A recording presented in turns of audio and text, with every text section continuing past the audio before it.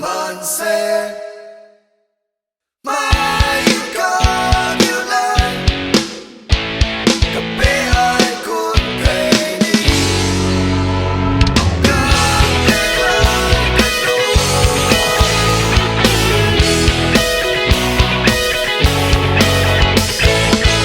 con tôi tìm ơn con thân khẩu lâu con phiêu khẩu lâu alo cũng lâu ni tên giang tin con lâm phải nghe con ruột phải nghe alo